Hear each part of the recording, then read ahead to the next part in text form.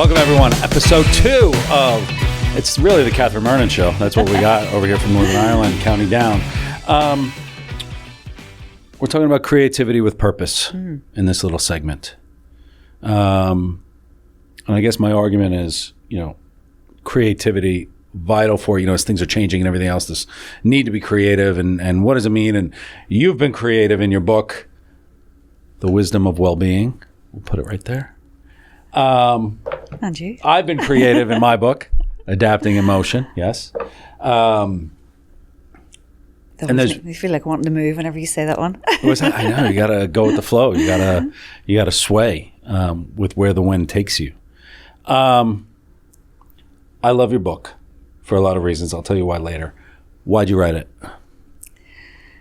I've been writing for a long time. My father writes poetry and instilled that love for reading and just language from I was really, really young.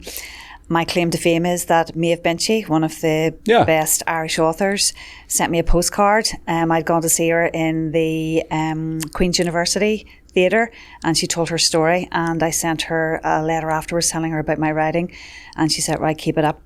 Unfortunately, she passed away before I had my book published, but I did send a copy to her husband, Gordon Snell, so that was cool. I guess Wisdom of Wellbeing really came, Jim, from the stories of people that I've met over the last few years, often meeting them at challenging times in their lives. So my health and wellbeing roles before I became an entrepreneur were really in pathways for people with really serious illnesses and really challenging times in mental health and wellbeing. I was so privileged to meet those people because they taught me a lot about hope, resilience, having a sense of purpose in the world, even when you were going through really difficult times. And I wanted to share that with other people because I knew how much it resonated with me. I knew how much it challenged me to be more grateful and to live in the moment. And I kind of thought, if I can get these stories out there to a wider audience, that's going to be really powerful. Selfishly then I thought, how can I do that and weave my poetry in there as well? Because I just love putting pen to paper. I mean, I write poetry all the time.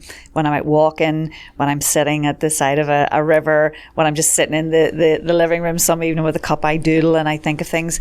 I just feel, I suppose it's because I've got such a powerful connection with nature and spirituality and something that's much bigger than us. I love that I can put my thoughts and feelings down through a poetic word. So then I was able to put that into the book along with some reflective practice, and I kind of thought this is going to be a tool for me to share wisdom of well-being across a global space, but also very much embed that in my business practice too. Is it because you're Irish? I feel like everybody Irish is a poet. And I don't know if it's from the history of Ireland and the culture you have and the challenges you've had as such a small island. Like very few places have what Ireland has. Yeah. And it's really a land of poets. I feel like the whole place is. But what I love about this is it's a book of possibility on two fronts. One is the stories, right? You've got people just overcoming challenge and doing what they have to do.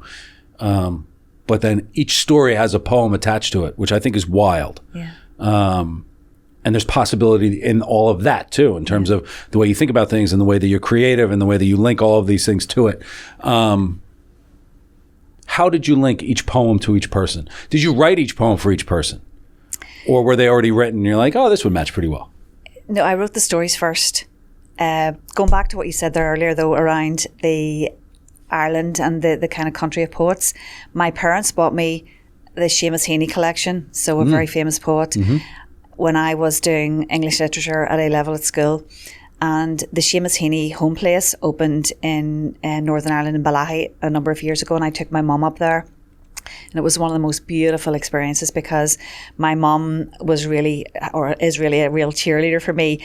And we were there, and you can actually put on the headphones and hear Seamus Heaney speaking his poetry, and she loved the historical context of that and all of the pictures and images that went with it. So that was a real connection between when I was young and now when I'm taking my mum places, to have that support as well, which was really cool. So yeah, I wrote the stories first, which was really easy because they were all based on people that I've met. So the stories are all true. I just changed some of the names for people's identity. Which goes back to what we just talked about, community too, right? Like that's fascinating that you've got all of these stories across the board from your community of people that you were just showed an interest in. And in different parts, so, different parts of America, UK, Ireland, and that's a real privilege and a gift for me to have had those experiences. Then when I wrote the stories, and obviously I had those people in my mind because they were real, I kind of thought, okay, if I was sitting with them now and I wanted to kind of write a poem about that to get their message out there, what does that feel like? What does that look like? And sometimes I went back to the place where I met them. Other times I wasn't able to do that just because of geography. But I remember one in particular where it was a lady whose son had died through suicide, and I'd met her in a local monastery, which is really close to me, a beautiful place where we go for walks a lot of the time. So I took my pen and paper there's a little rock up at the top of the walk that looks across into the Moor Mountains, and I sat and I wrote the poem there. And I'm actually getting goosebumps thinking about it, because for me, that was a really beautiful experience, having that conversation with that lady who had lost her son to suicide, had lost, obviously, the whole life and plans and memories that she was going to create, but hadn't lost hope. And for me, that was a really powerful one. And I kind of think being able to instill that message of hope, because without that, what is there in life? Mm-hmm. And we're so bombarded now by negative messages and negative narrative, or on the flip side, good vibes only through, influencers and social media. How do you keep it real? And that for me was the gift. And honestly, it was the biggest pleasure to hold that book in my hand, whenever it was first published. And I love now that it has gone far and wide. And when I meet people virtually or in the street or at workshops and events that I'm doing in businesses, and they've read it, and they'll always say to me, oh, read that poem out or read a bit of that story. Why would you not? It's part of me now. It just feels like another piece to my kind of, I suppose, toolbox of what I want to share out there. How do you get... So I have, when we think about how things change so quickly, and everyone kind of feels disjointed, and everyone doesn't feel like they're in control of anything. The world is passing us by, and, I have no purpose, which I think is kind of a nonsense kind of philosophy that people are searching for this purpose. Like maybe there is no purpose, but how do you become useful? And how do you, I think one of the big things that people can do right now is to create something that they can be proud of. Because that gives you some. I think most people just now aren't proud of what they're creating. They're just pushing buttons or sitting in their cubicle or doing whatever. Even if you create something and don't share it, right? How much do you create? Like, how much do you create that you don't share? What were your expectations of sharing, or what did you want out of sharing these stories? Tell me more about that. So, of course, when I published the book, I wanted it to be a success. I had invested all of that time, and I guess it was really good having a publisher, Orla Kelly Publishing, because she helped me to account for the deadlines. Orla Kelly's awesome. She is amazing, awesome. Isn't she? And such a beautiful person who got what I wanted to do really, really quickly. I do feel that I have a lot of other stuff created that I haven't shared widely yet, but I do have conversations around that. But what I wanted to do was to have something tangible that I could hold, that I could give to people as well, which is lovely as part of some of the workplace stuff that I do. When I'm brought in to do things, people get, a kind of a resource pack and the book's in there, so that kind of message is going out there further. But I also still dip into it myself. So, it's an A to Z. So we talk about things in there like acceptance, belonging, creativity, dreams. And there's times when I struggle with that as well. Like, as you say, purpose is it's a bit of a weird one for you, because we're here, we have the gift of life, that's purpose enough. It's how you use that for the greater good. If you have a privilege to be healthy, well, able to put food on the table, raise your family and do good things, how are you then sharing that health, wealth and well-being with other people who maybe are less able to connect with those gifts as well? But the kind of poetry side for me is just beautiful, because nobody else can write that. Someone else could meet that person that I've met in the book and tell a story about them. Someone else can kind of put together a reflective practice based on their thoughts, but nobody's going to write exactly the same words as I've written, because they're coming from my heart. And what I love now, Jim, is that people connect with me in my community. If someone has died, if someone's getting married, if someone is having an anniversary, and they ask me to write, a poem for that. Cool. And how brilliant is that to be It's able amazing. to, share that. And they'll give me snippets about the person. And actually, Declan and I were just talking about this in the subway last night when we were going up to Columbia, because I was at a writers' event there last night. And a lot of my poetry would be quite serious, based in that kind of, loss and grief and resilience and whatever. But I've got a lot of fun stuff in there, and it'll be a switch for me. And I think I'm actually going to bring some of the comedy stuff to the fore now as well, because we need a bit of that. We need a bit of laughter and joy in the world. Well, that's just right. Well-being isn't just, we think about well-being in terms of an antidote to trauma or an antidote to problems that we have. But I think so often we're focused on what we've lost or what we don't have, that we don't fully appreciate what we do have. Yeah. And that's part of well-being in terms of, what are you taking credit for, and what are you creating? What are you proud of? What do you care about? I don't remember the last time somebody asked me what I really cared about, or what do you believe? And having these philosophies or these beliefs, these curiosities, whatever they are, I think is ultimately what life is all about. And it's ultimately what, drives us and gives us that feeling of usefulness or purpose or uniqueness, whatever it is that we're looking for. When we're able to do that, whether it's a podcast, whether it's a book, or whether it's just a journal, like whatever it is, we're able to create something. Yeah, yeah. And on the back of the book, I did create the podcast of the same name, and that has been amazing too, because the first series was women in community and leadership, and they told their stories. So I just facilitated that space. But the fact that some of them were probably less confident but stood up to the mic and told that story, that built their confidence, and you could just see that in front of you visibly growing. And then that brought that story into where their space was. And then the second series, which was really powerful, I wanted to involve men in that. So I contacted guys from the world of rugby, soccer and GAA. And these are guys involved in elite performance, award winners, really serious guys. And yet every single conversation came back to family, community, belonging, love, purpose, because it's that social species, that hardwiredness for being part of something bigger. So I kind of feel that if you can use your words and use your connections to do that, is amazing. And the creative side brings a lot of fun. I just finished training there around somatic experience, and we did stuff with art and balloons and feathers and bubbles. It was so cool. And I brought that into some workshops that I'm doing with survivors of domestic violence, so women through a women's aid program. And just last week we had so much fun in there. So you can imagine trauma, that whole disconnect from mind and body, just, surviving to keep going. And yet when we brought that back to just having fun, getting paint on paper, getting some words out there, creating something for you that they were really proud of, that they show within the group. And I was standing back there thinking, I was only here to facilitate this space. Look what you guys did.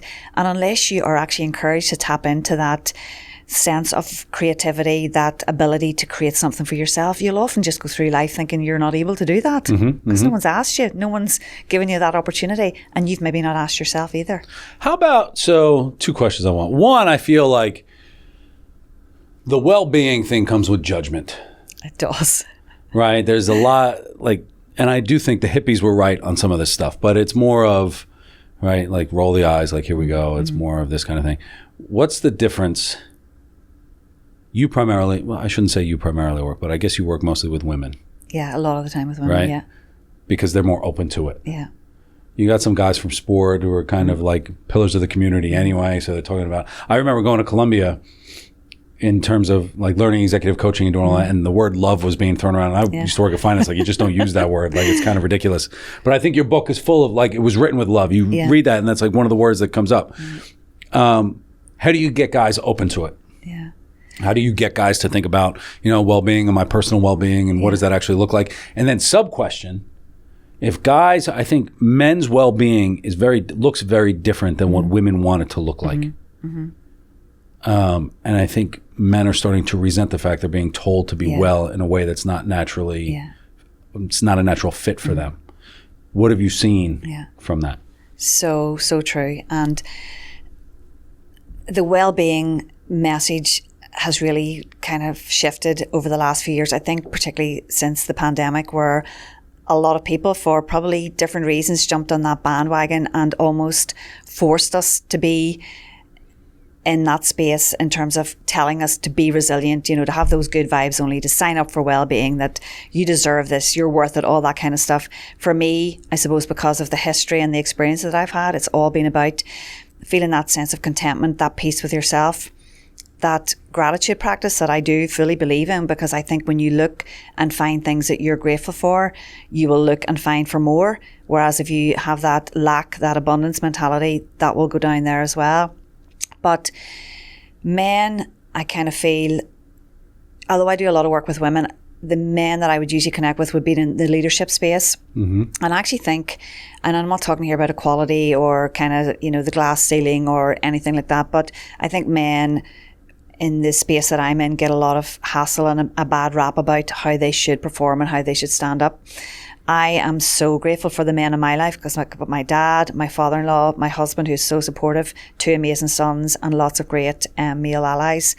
And I suppose I've always had that message about, yeah, it's okay not to be okay, but not to force everybody to sit down and, declare their whole inner feelings every single day. Let me tell you everything about my weekend. Yeah, exactly. Yeah. But I do know, and I know Declan won't mind me saying this because I've shared a bit of his story before, but when he had his cancer diagnosis, physically he went through everything really well, but it had a massive impact on his mental health and well-being. And I think that was just from the perspective of he was a man and perceived himself to be the male breadwinner, all of that kind of stuff.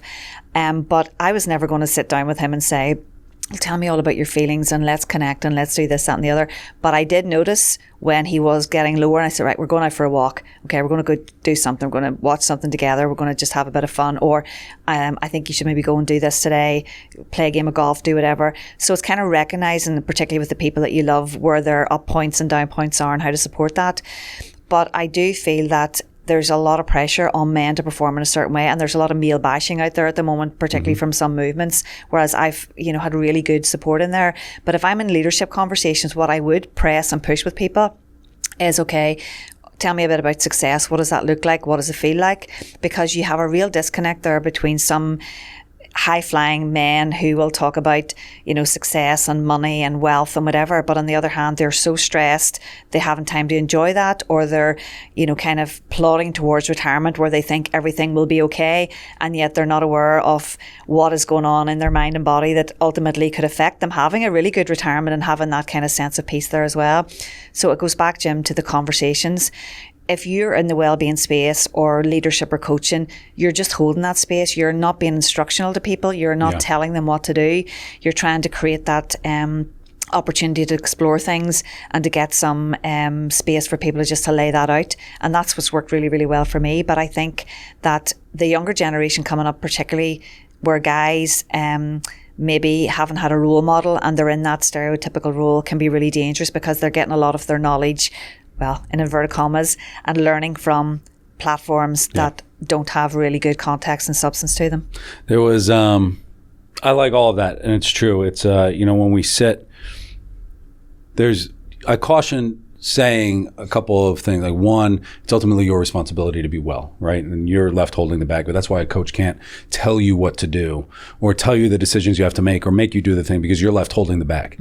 And so you actually have to do that kind of work. And as a coach, you can frame it. I remember, though, there is a challenge, especially in the States, with just men being lost, right? There's a story at a client where this leader was stuck, and he had these women come and say, look, we want this women's leadership workshop. And he said, fine, equitable, you can have it, but you got to come up with, one for the men too, then, if you're going to do it.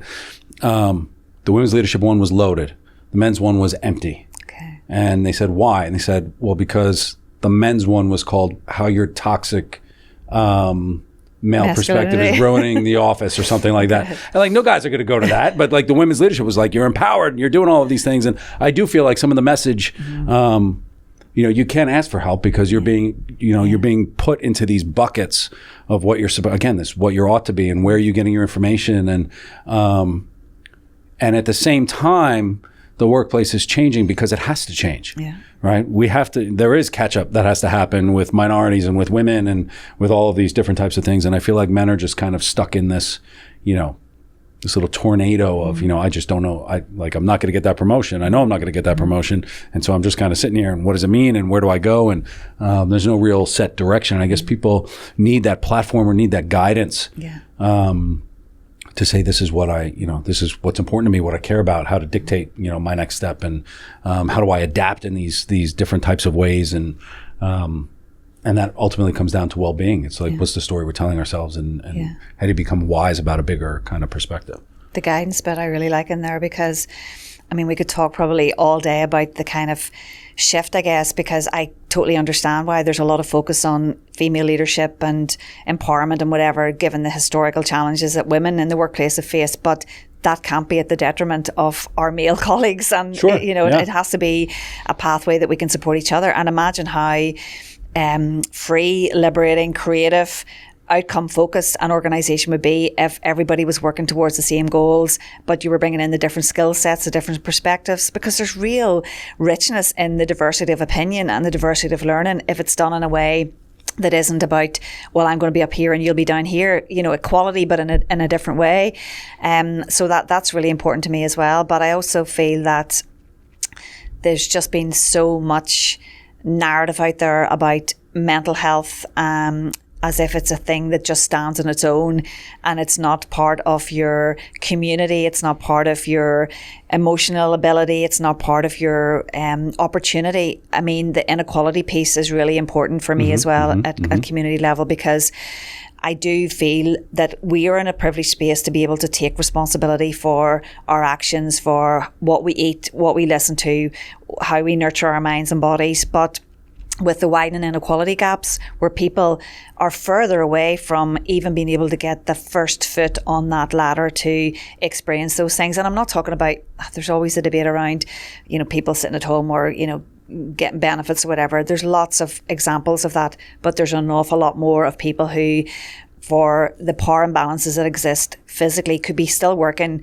30, 40 hours a week, but they just are on, low wage, and it doesn't take much for like a hike in interest rates or utility bills or whatever to plunge them into really despairing circumstances. So I think there's a complexity around it. The key thing for me is that well-being does not become a commercial commodity, that only people that can afford to get it. And that's why it goes back to community, conversations and connections, because if we do that in a really fair, equitable way, everyone has a chance. And if everyone has a chance, that's a better society for all of us. Yeah, no, I agree. It's I do feel like the well-being thing is almost like this Gwyneth Paltrow kind of spend a lot of money and you get your kind of, I don't know, whatever garbage she's spelling. But you're right. It's, there was a long discussion here for a long time about what the minimum wage should be. And there are people very much for raising the minimum wage. There are other people very much against it. And I think the two people had just two different mindsets. Where when you close your eyes and you think about any of these, difficult situations, you have a person in mind. And the people against raising the minimum wage were thinking of 16-year-old kid flipping burgers at McDonald's. Like, they don't need to be making $25 an hour, right? They're just 16-year-old kids. But then other people close their eyes and they see a single mom working two jobs, trying to do all these, things, trying to do everything. And they're like, absolutely, you should raise the minimum wage, right? There's a dignity. In the West, we have so much money. Between Europe and the United States, like the amount of money is ridiculous. And we can almost now, we're at the point where we can say, this is the type of society that we actually wish to have, right? What is the bare minimum that we can expect in this country? And what is the bare minimum that people should have? And I do think a lot of the well-being work misses just the lower, like it just makes this assumption, right? It's like the old saying, oh, well, just ask your parents for a loan and everything will be fine. Like, it doesn't work that way. And people are making hard decisions in terms of, do I pay for electricity this month, or, are we eating just rice and beans for the rest of the month? Like, there's, and how do you release those levels of stress, and how do you make different types of decisions? Because ultimately at that point, well-being is not really your choice, right? It has to be external. You can do what you can, and you're going to work your ass off to do what you can, but that's exhausting. And so there's an external kind of focus that people need to do to kind of create that platform for people to be allowed to do well-being. Yeah, it's not easy. It's not easy. Simple, but not easy. Simple, but not easy. I know, it's never fun. So what's next for well-being? Right? You focus, you're split. You do your corporate work and you do the community work, right? And I think that's kind of, you're probably like me. I know where I get my jazz from, but you know, there's really meaningful stuff, and then there's just like what you said. You gonna write more poems?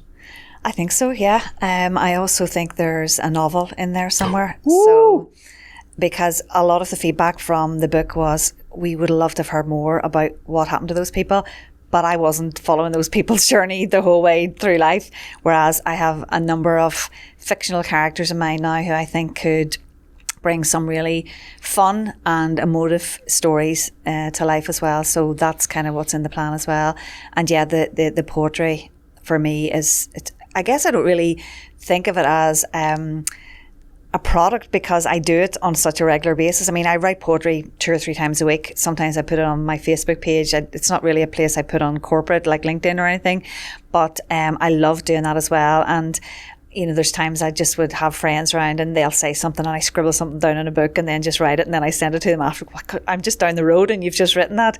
But I think, yeah, writing is always going to be part of what I do, and that enables me to have the conversations then in the places where we are connected together. I think it makes you happy just being creative and writing and doing those. I mean, again, it's being creative. It's tapping into, when you talk about well-being, I just took a class and it was like this 4-night thing. It was like a little mini class, the philosophy of happiness. Yeah. And it was a virtual kind of thing. And, you know, we looked through all the old philosophers about, you know, how do they define happiness? Yeah. One says happiness is the absence of pain. Yeah. Others say, you know, happiness is this or happiness is that.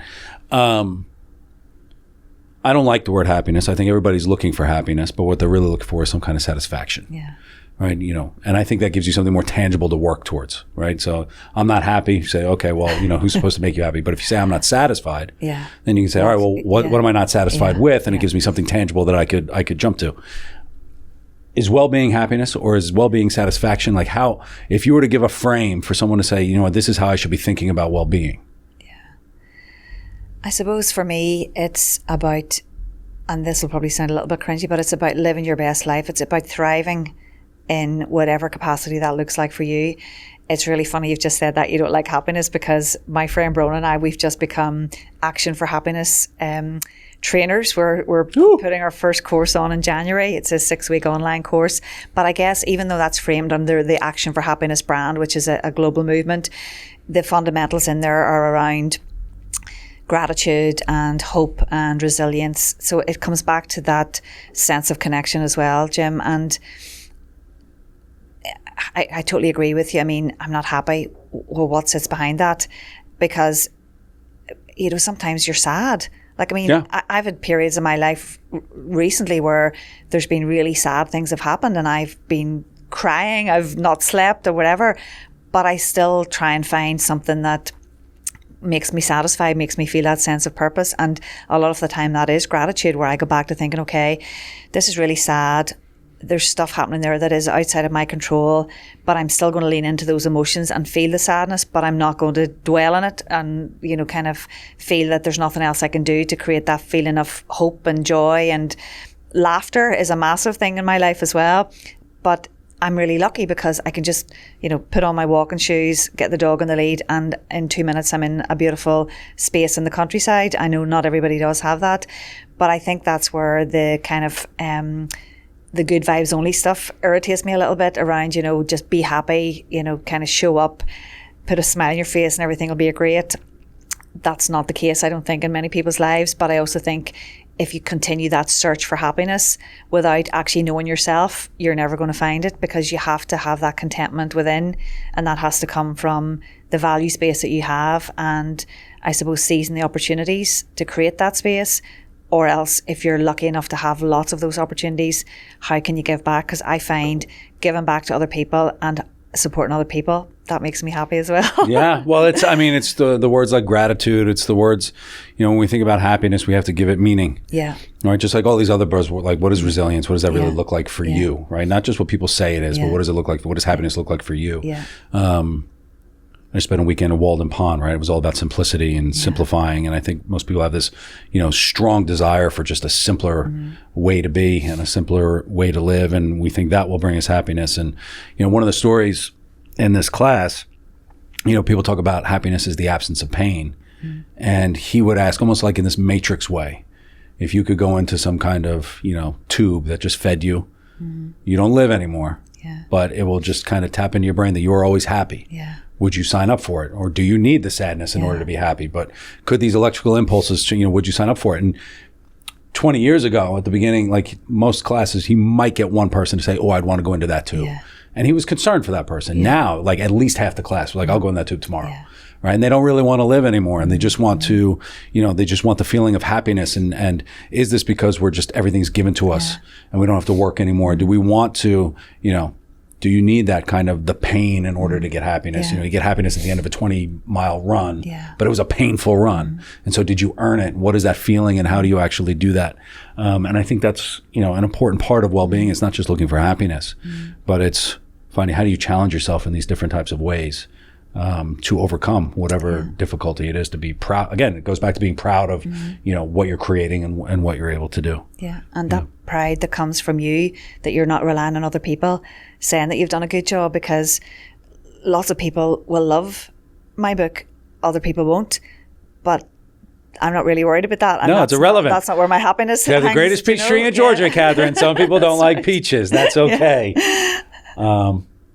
Good. Well, I hope this was helpful. I mean, well-being now more than ever is one of those big challenges that I think everybody's dealing with. And, we had COVID. Everybody was forced at home. They were forced to have conversations in their head. They weren't ready to have them. And that kind of put them down, these little rabbit holes. And I think people are now open to having these types of conversations. Any final words for everybody on well-being? It's not a commodity, and it's inside. Oh, very good. So succinct. Very nice. So that's it. So wisdom of well-being. Thank you, Catherine. Thanks, this Jim. is very, very good. More to come on the next episodes. So stay tuned and we'll talk to everybody soon. Thank you.